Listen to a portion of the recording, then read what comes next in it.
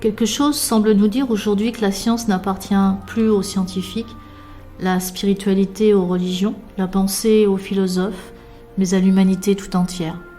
Nous sommes le monde qui change.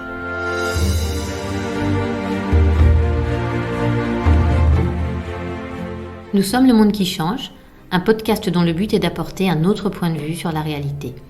Avec Pascale de Gaillatis, physicienne et chercheuse transdisciplinaire, et Sandra Franc-René, journaliste. Pascal, on est donc à la fin du mois de novembre. Véran vient d'annoncer une 3e dose. En Autriche, la vaccination est obligatoire. Donc on a quand même l'impression qu'il y a une sorte un peu d'accélération. Comment tu vois tout ça? Comment tu analyses la situation? Déjà, ce qui est important, c'est de prendre en compte les informations de la façon dont elles sont distribuées, de la façon dont chacun les reçoit. Une information en tant que telle, il faut la prendre comme étant juste une image. Même si on peut se dire derrière, oh là là, que d'implications pour ceux effectivement qui ne veulent pas se faire vacciner, pour ceux qui ne veulent pas d'une 3e dose. Mais tu vois, là, on est en train de discuter et en fait, on est en train de charger une image qui pour le moment n'est qu'une image, mais donc ça veut dire que c'est une possibilité. Tant qu'on n'est pas dans la rencontre de l'information comme étant une sorte de fait, donc quelque chose qui devient beaucoup plus incarné, beaucoup plus un fait, eh bien, il est important justement de ne pas s'engouffrer, en fonction d'ailleurs de sa propre peur, parce que c'est comme ça que ça fonctionne en fait. Une information sort, et plutôt que d'essayer de se dire c'est une information, on la charge tout de suite d'une émotion, ce qui fait qu'elle est déjà beaucoup plus lourde, et qu'on sans s'en rendre compte, à notre insu, on s'engouffre déjà dans une direction. C'est comme si non seulement on allait dans la direction, mais qu'en plus on avait la certitude d'atteindre cette image-là, qui n'a finalement pas ton image, puisque tu n'en veux pas, mais une image qui est imposée, mais que tu vas chercher aussi. Et ça a l'air de rien, mais si chacun de nous avait la possibilité déjà immédiatement, suite à une information, de faire la part des choses entre ce que j'entends, ce qui pourrait arriver, et ce que je veux finalement, et dans ce que je veux, c'est pas d'aller vers ça, c'est d'aller vers autre chose. Mais si l'image de l'autre devient plus forte que la mienne, eh bien je me retrouve piégée dans ce que je peux même appeler en fait son champ gravitationnel. Je me retrouve une petite masse de rien du tout, avec quelque chose en face de moi, alors que cette chose en face de moi, ben voilà, c'est par exemple le ministre Véran, qui est là et qui pèse de tout son poids de ministre, plus de quelqu'un qui a le pouvoir, mais ce pouvoir-là, je m'engouffre dedans. Donc, si on avait, on peut dire, une possibilité, j'ai pas dit une chance, d'arriver à s'extraire de cette image, à ne pas l'alimenter, à pouvoir se dire que finalement, pour le moment, il n'y a rien de s'est passé. On aurait déjà une sorte de respiration, on serait déjà moins dans la peur, mais plus dans quelque chose de l'ordre d'une action et pas une réaction où je mets, moi, ma part de conscience, ma part de pouvoir, en ayant déjà le choix de ne pas sombrer dans l'information, mais plutôt de m'approprier l'information en voyant ce qu'elle vient chercher chez moi, mais entre moi et moi en fait, entre donc chacun de nous. Et c'est là où on n'a pas ce réflexe de mettre une distance entre ce qu'on entend, dans ce qu'on entend, ce qui nous dérange. Et d'ailleurs, à la limite, c'est comme si on était sélectif, c'est comme si presque on allait chercher cette information dérangeante parce que on est là et on est toujours dans la même image qui est celle, mais qu'est-ce qu'il va y avoir après ça? C'est un mouvement rectiligne uniforme. On est encore une fois sur un modèle de la survie, le modèle de ce que j'appelle le principe du mouvement rectiligne uniforme, un des premiers principes de Newton, qui nous a mis d'emblée sur un schéma, une vision d'une réalité, où quand tu es pris dans un mouvement, déjà c'est un mouvement en ligne droite, et à moins qu'un accident, c'est-à-dire à moins peut-être qu'un miracle, à moins qu'une force encore plus puissante que la force que j'ai en face de moi vienne me libérer de cette espèce de couloir tout tracé, alors moi en tant qu'être, je n'ai aucune...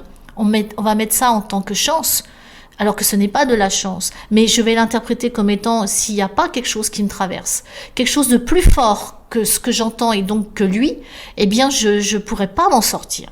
Et donc, on est juste en train de faire un transfert d'une autorité, donc d'un pouvoir, vers un autre pouvoir qui doit être plus fort que ce pouvoir. Et comment en tant qu'être, finalement, Si je suis sur quelque chose qui est plus fort que ce qui vient finalement me menacer, qui me dit d'ailleurs que ce pouvoir plus fort ne va pas à son tour se menacer, puisque quoi qu'il en soit, j'ai toujours pas mon pouvoir. Donc, quand je reçois une information qui me dérange, plutôt que de plonger dedans, déjà, j'essaie de prendre du recul, une respiration, C'est ça. et de pas tout de suite projeter mes craintes dessus. C'est ça, parce que je suis en train, en fait, de faire en sorte que cette information se charge de mes émotions, et elle devient de plus en plus forte, l'image. C'est comme quand on envoie des images via Internet, il y en a qui sont plus ou moins lourdes. Sauf que là, on est effectivement sur du code. Eh bien, disons que ce qui va charger une image pour un être humain, c'est sa charge émotionnelle. Mais dès qu'on met une charge émotionnelle sur quelque chose, on lui donne de la force. Et on va même créer dans notre espace, finalement, une réponse qui sera totalement prévisible et qui fera que j'attends quelque chose. Là, pour le coup, ça va devenir un miracle parce que plus je vais donner mon pouvoir à ça et à une force possible qui va venir comme sauveur me dégager de ça, et moins j'aurai prise, encore une fois, sur ma propre vie, sur mon propre pouvoir de décision. Donc en fait, qu'est-ce qu'on traverse aujourd'hui, si ce n'est ce modèle de la survie qui date depuis très longtemps? J'ai l'impression qu'il a atteint son but, et qu'aujourd'hui, on est en plein changement de paradigme, mais peut-être pas de ce qu'on croit, mais peut-être d'un modèle qui est là pour nous dire maintenant, peut-être qu'il serait temps de te dire qu'il n'y a pas forcément quelque chose de plus fort que ce qui te menace en face de toi pour en quelque sorte te tirer d'affaire. Peut-être que c'est en toi, peut-être que c'est émergent, peut-être que c'est quelque chose que tu peux décider.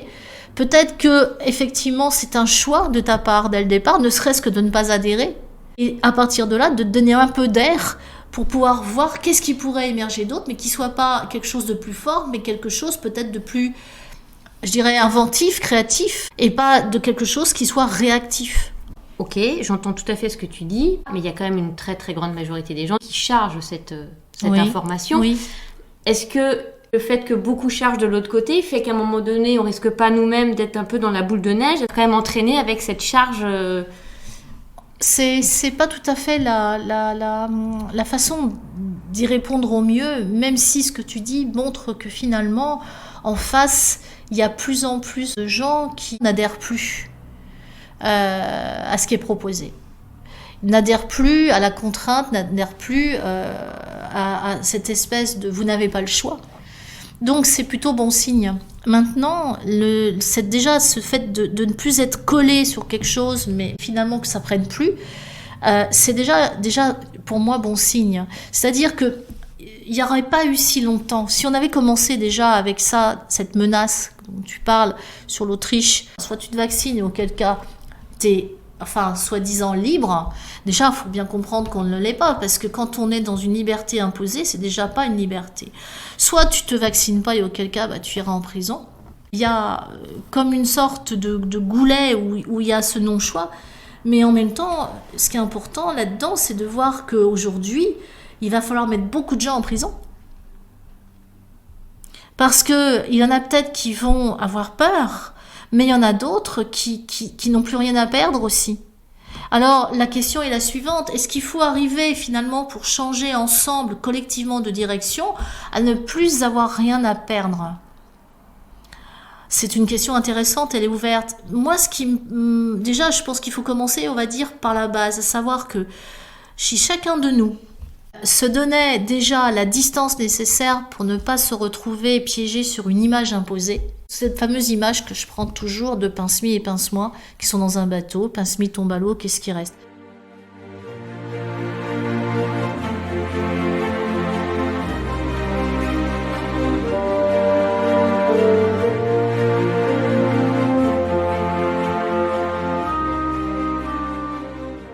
On m'a influencé, on m'a manipulé, mais je me suis laissé faire. Parce que qu'est-ce que je vois, une petite barque avec deux bonhommes qui rament. Comme nous, on est en train de ramer en ce moment. Et il y en a qui tombent à l'eau. Et moi, j'ai juste envie de dire, mais attendez, là, prenons un peu de hauteur. On va pas se noyer tout de suite. Et là, je me dis, mais attendez, votre barque, est-ce que c'est vraiment une barque? Moi, je vais pas y voir une barque. J'ai envie d'y voir un grand navire. Et là, il y a deux personnages, un qui s'appelle Pince-Mi, l'autre qui s'appelle Pince-Moi, et il y en a un qui tombe à l'eau. Mais sur ce genre de navire, il y a des bouées. Donc, qu'est-ce qui reste? Il reste tellement de choses, tellement de possibilités. Et on a appris dans ce modèle de la survie, à être toujours sur ce foutu mouvement rectiligne uniforme où tu n'as pas le choix, sauf si quelque chose te déporte. Et c'est là où je dis, non, je suis pas sur ce mouvement rectiligne uniforme, je suis dans un ensemble plus vaste, plus large, je suis pas seule. Et donc déjà, je vais déjà peut-être être avec quelqu'un d'autre. Je vais peut-être même avoir un groupe de personnes avec moi qui va avoir peut-être quelque chose où on va agir face à une situation et quelqu'un est dans l'eau. Et déjà, je ne suis plus tout seul. Mais qui a décidé que je ne suis plus tout seul ? Moi, parce que déjà, je refuse pas ce qu'on me propose, mais l'image qu'on me propose. C'est-à-dire que mon cerveau a eu suffisamment de présence d'esprit. C'est marrant à dire comme ça, mais en tout cas, il a fait son calcul très vite et là, tout d'un coup, il a dit « Mais attends, et si c'était pas une barque ?» Du coup, je me fais plus embarquer. Et du coup, c'est moi qui décide, finalement, du volume. Et donc, si je décide du volume, je décide aussi de beaucoup de possibilités de réponse et pas une seule réponse. Et c'est là où j'insiste, tant qu'on sera calé sur le modèle de la survie qui, à la base, a été énoncé par les lois de la physique classique dite newtonienne, en disant bien que Newton n'y est pour rien, mais que nous avons adhéré à une certaine conception de la réalité, avec quelque chose de très fermé. Donc le deuxième principe newtonien dit qu'il va y avoir, tu as la possibilité de rencontrer un objet qui va finalement croiser ton mouvement rectiligne uniforme, et en fonction, on peut dire, de sa masse, eh bien, tu seras déporté. Mais tu iras dans le mouvement de ce qui t'aura déporté. Ça veut dire que, en fait, je suis toujours déviée de ma route par quelque chose qui va être plus fort que moi, et plutôt que de chercher un autre chemin, je vais être embarquée dans le chemin de l'autre. Ce qui veut dire que si je cherche quelque chose de plus fort que le ministre de la Santé, je le trouverai.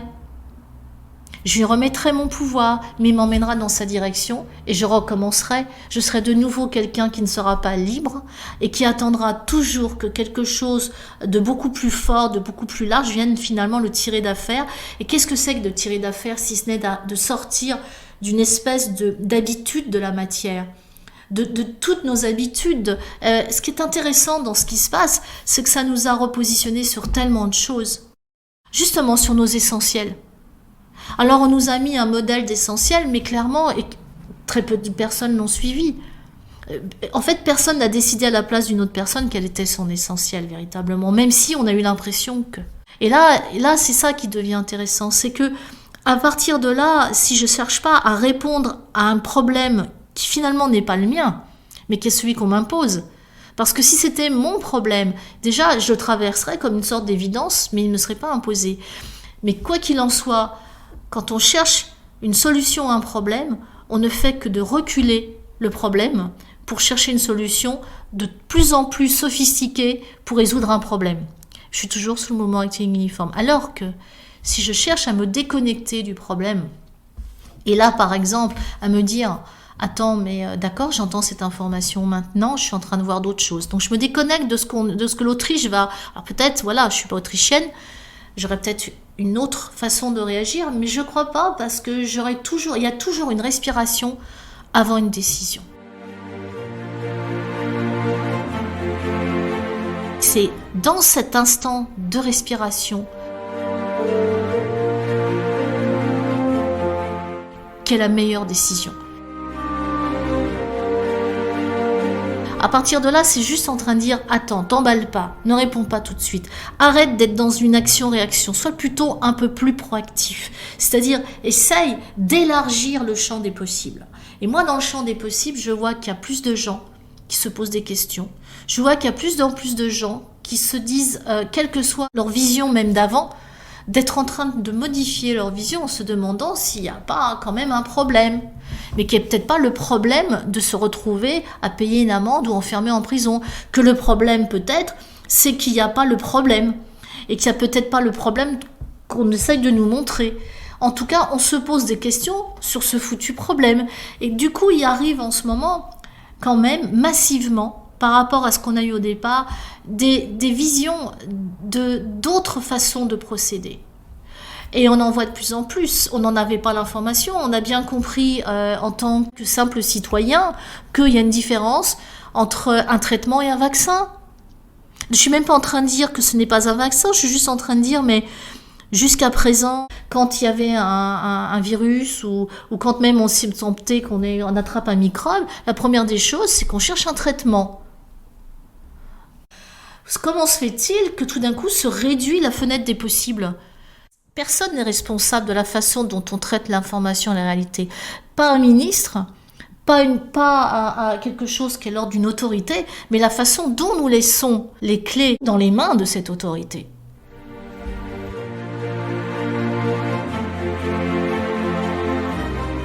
Même si, allez, je schématise, hein, les 3/4 des gens ne l'apprennent pas, je reprends un peu cette idée de boule de neige, et la charge, c'est pas grave, à partir du moment où nous, on arrive à l'apprendre, on sera sur d'autres données. On sera d'autant plus sur d'autres données qu'on n'est pas obligé, on le sait très bien, qu'une majorité n'est pas nécessaire pour un changement.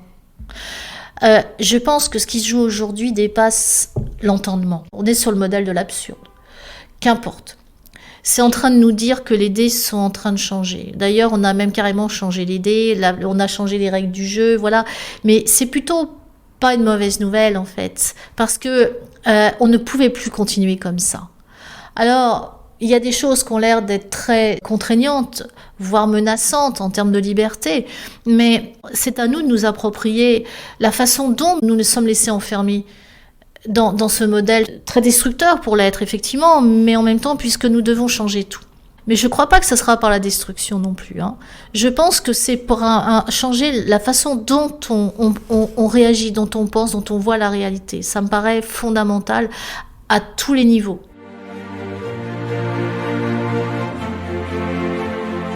Et d'expliquer peut-être un petit peu comment ça fonctionne. C'est pas obligé d'être un grand nombre. À partir du moment où quelque chose dépasse l'entendement, il faut se dire que il y a quelque chose de plus large, de plus grand que toi, que moi, que des gens qui ont l'air de décider à notre place et qui montrent une direction, mais de quelque chose que j'appelle plus large.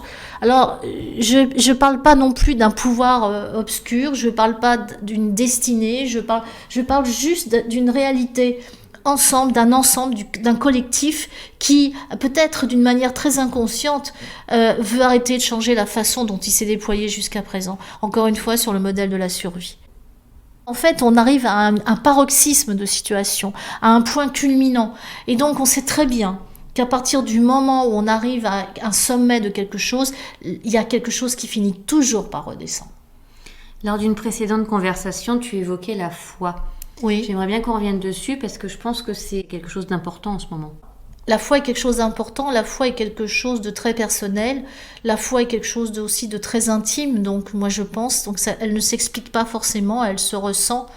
Et c'est bien pour ça que, tu vois, je suis très enthousiaste à l'idée d'échanger avec toi, parce que si je peux communiquer ma foi en ce qui se passe, en cette espèce de poussée de l'intérieur, parce que c'est ça, au même titre que l'univers, dans son expansion, est poussé de l'intérieur vers quelque chose de plus grand que lui, mais il n'est pas en train de remplir un vide, hein, mais plus grand que lui, il est juste en train de se déployer à l'infini.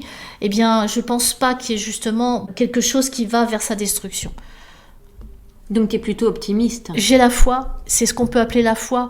C'est pas de l'optimisme, parce que l'optimisme, c'est petit par rapport à la foi. Je sais pas du tout non plus voir le verre à moitié plein quand d'autres le verraient à moitié vide.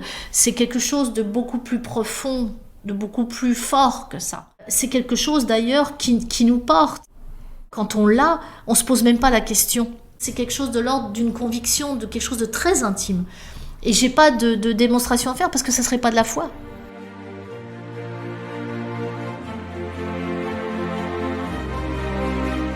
Quand on a très envie de l'avoir cette foi, mais qu'il y a encore des doutes à l'intérieur parce qu'on ne l'a pas touché, puisque comme tu le dis, c'est quelque chose qui est en soi et c'est inexplicable, quels pourraient être tes conseils pour qu'elle s'installe définitivement ? Alors, installer définitivement, on sait que ce monde est fait pour bouger, que la matière bouge tout le temps, il n'y a rien de définitif. J'aurais pas cette espèce de je sais pas quoi d'ailleurs, de dire que ma foi, elle est là et qu'elle est installée définitivement. Je pense qu'elle est définitivement en l'être, mais qu'on n'en a pas toujours conscience et qu'à un moment donné, quelque chose... Ce qui est définitivement en l'être, c'est sa connexion à la plus belle part de lui, son essence, son divin. qu'on soit croyant ou pas croyant, je pense qu'il y a toujours un truc qui vient nous chercher, qui nous fait mais prendre du volume, des ailes. Quelle personne n'a pas rencontré ça sur son chemin? Et aujourd'hui, il est plus que jamais temps d'activer ça en nous. Maintenant, on est en ensemble. Je pense qu'il y a des gens qui sont doués pour faire des recherches et pour essayer de se poser des questions, pour essayer d'amener des réponses qui sont des réponses qui ne cherchent pas à contraindre, mais à ouvrir. Et il y a des gens, peut-être comme moi, qui sont plus doués pour pouvoir avoir des clés, de dire voyons voir, j'entends ça, mais c'est pas parce que j'entends ça que je vais me retrouver collée à ça. Donc je permets, simplement parce que je suis dans cette perspective-là et que je sais faire avec ça, d'amener ce qu'on peut amener en surface pour permettre ce changement de paradigme. Donc quel est le changement de paradigme qui se profile? Celui d'être dans l'autonomie de l'être. Donc comme par hasard, comme il y a une promesse d'autonomie, et je le ressens comme ça, et ça c'est la foi que je porte en moi, il y a forcément en face, puisqu'on est dans un monde encore polarisé, une promesse d'enfermement. Une promesse aussi de te dire, si tu vas pas dans ce sens, on va te contraindre à y aller, et sinon on va t'enfermer. Mais en face, qu'est-ce qu'il y a? C'est que justement, on a de plus en plus foi en quelque chose d'intérieur, en quelque chose qui quelque part nous porte vers un changement total de fonctionnement d'un état où on a épuisé nos ressources, où il n'y a pas beaucoup de solidarité, enfin, pour être dans quelque chose de beaucoup plus ouvert et de moins en moins en résistance. Parce que le problème, il est là. C'est tout le monde pourra apporter sa lumière et une petite pierre à l'édifice qui est en train de se construire aujourd'hui sur ce changement d'humanité à partir du moment où il sortira du modèle de la résistance. J'ai pas envie d'être une résistance parce que je pense que si je suis une résistante, je vais me retrouver à devoir me battre encore plus, à devoir me retrouver avec des images qui vont m'inonder de toutes ces contraintes et à chaque fois, il faudra qu'effectivement j'ai le recul. Donc ça va me demander beaucoup plus d'efforts. Aujourd'hui, on sait très bien que quand on décide de quelque chose ou qu'on a une opinion, il y aura toujours une opinion contraire. C'est la matière qui résiste tout le temps à sa transformation. Et je pense que c'est un petit peu le modèle de la façon dont l'univers s'est bâti. Les lois de la physique, c'est ça. À toute action, il y a une réaction égale et opposée et contraire. Donc on voit bien que dès qu'on déplace quelque chose, la chose résiste par nature. Donc c'est là où on a peut-être un modèle d'émergence. C'était le modèle d'émergence, c'est un peu le modèle de la foi, parce que c'est comme si ça disait il y a quelque chose qui va sortir, tu sais pas quoi, et là c'est de la foi. L'émergence, c'est pas un modèle de quelque chose qui doit rencontrer un pouvoir extérieur à lui, mais qui le laisse sortir de lui. Si on prend un arbre fruitier, on va prendre un merisier, et il va y avoir plein de petites merises, et les merises vont tomber, et il va y avoir des noyaux, et il va y avoir à un moment donné un noyau qui va se casser. Déjà, c'est puissant, mais ça viendra de l'intérieur. Et sur toutes les merises qui vont tomber d'un merisier, toutes les merises ne seront pas des merisiers. Mais ce qui est intéressant, c'est qu'il n'y a pas un truc extérieur qui a cassé le noyau pour que ça sorte. C'est la volonté intérieure. Donc c'est une sorte de désir profond, sans doute intérieur, du noyau de cette merise, de se dire je vais grandir, à mon tour je vais devenir cet arbre. Il n'y a pas eu quelque chose qui soit extérieur à ça. Et combien même un talon de chaussure aurait écrasé le noyau pour le casser, dans quelle mesure, et c'est ça où il faut aller peut-être voir les choses d'une manière différente, petit doyau de merise n'aurait pas été chercher le talon de la chaussure pour laisser émerger ce qui va lui permettre de grandir. Ben, c'est ce qu'on vit aujourd'hui. Et je pense que, en fait, c'est ça qui est intéressant. Et je revois toutes les lois de la physique, de mon point de vue, où je me dis, mais on a parlé du chat de Schrödinger en physique, on a parlé de la pomme de Newton, mais attendez, si on essayait de les voir sous un autre angle, dans quelle mesure la pomme n'utilise pas la gravité pour tomber, plutôt que de subir la gravité et de tomber? Dans quelle mesure, en fait, ce qui compte, c'est pas le point de vue de la personne qui est en face et qui se dit j'ai deux possibilités, soit le chat est vivant, soit il est mort. Dans quelle mesure ce n'est pas le chat qui décide de rencontrer l'observateur qui va le rencontrer vivant ou qui va le rencontrer finalement mort? Et c'est ça qui compte, c'est d'aller dans le point de vue de ce qu'il y a à l'intérieur. Au même titre que Schrödinger a mis un chat à l'intérieur d'une boîte. Ce qui m'intéresse, c'est plutôt le point de vue de celui qui sort. Et nous sommes cela. en fait. Et en ce moment, on peut dire que on a quelque chose d'intérieur qui est en train de se former, avec des désirs, des envies.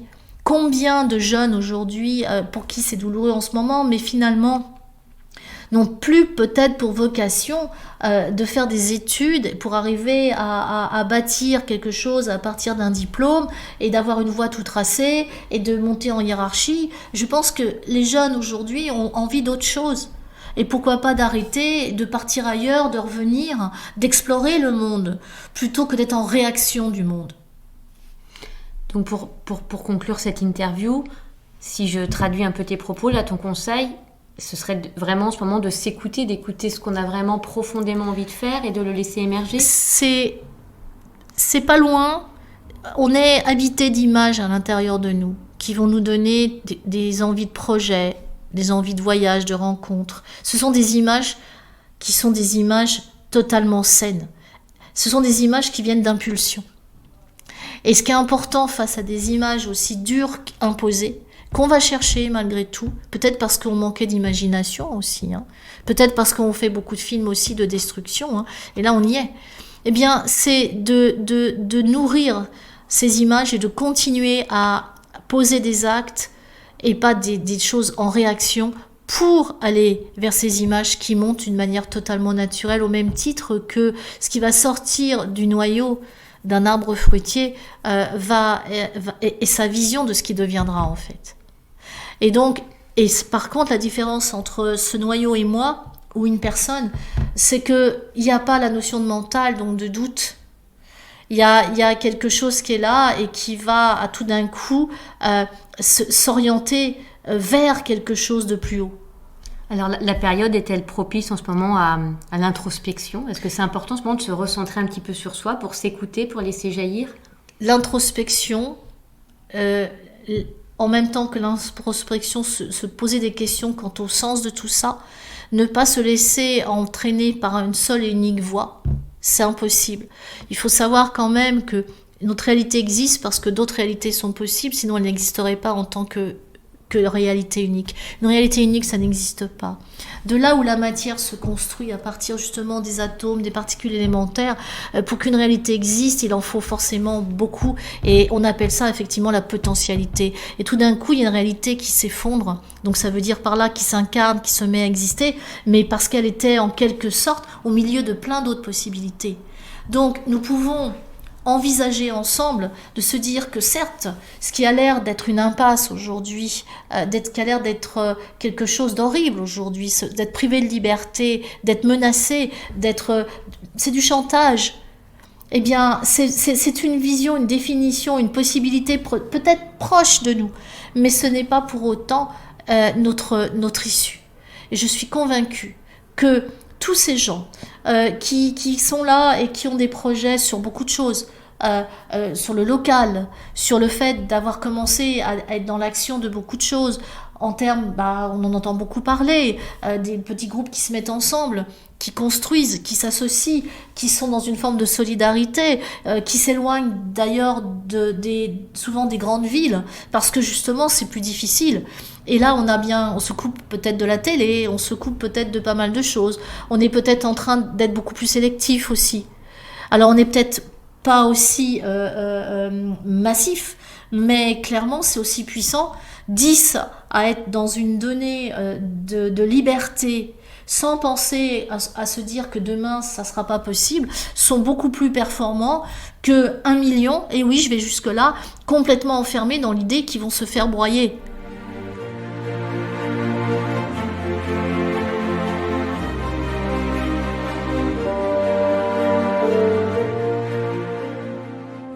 Parce que d'un côté on a la peur, et de l'autre côté, on a de l'émergence et de la créativité. Le modèle de la peur n'est pas un modèle créatif, c'est un modèle destructif. Et en fait, c'est un modèle qui pour moi est une illusion. Parce qu'il n'y a qu'une seule chose qui existe, c'est la création. On n'échappe pas à la création. Et même à la limite, la destruction est un procédé de la création. Et si aujourd'hui on mettait les pendules à l'heure là-dessus, si on se disait, mais vous savez, que ce qui compte, c'est pas la quantité, mais l'intensité. Je dirais même, c'est la liberté maintenant dans l'intensité. C'est-à-dire qu'à la limite, cette intensité, c'est même pas une émotion forte de dire d'avoir un enthousiasme pas possible. C'est juste l'impression d'être aligné et en phase avec ce qu'on fait. Rien que cette phrase-là, être aligné et donc en phase avec ce qu'on fait, c'est ce qui fait qu'on est aligné. C'est puissant la matière. Elle a cette poussée à l'intérieur qui fait qu'effectivement, qu'est-ce que je suis en train de faire dans ces cas-là? J'élargis mes limites. Je suis un être qui vibre, je suis un être vivant, un être vibrant, donc je vibre, j'ai des résonances, donc j'ai plein de possibilités, j'en ai pas qu'une seule. Peut-être pour les personnes qui habitent en ville, qui sont peut-être pas organisées dans les systèmes dont tu viens de parler, d'entraide et de solidarité, le fait juste déjà d'être alignées sur ce qu'elles aiment, c'est déjà une réponse à tout ça. Faire ce qu'elles aiment, c'est déjà une réponse. Se laisser inspirer, être inspiré. Et toute personne inspirée est une personne qui élargit les murs d'enfermement. On est obligé de conclure sur cette phrase, elle est trop belle.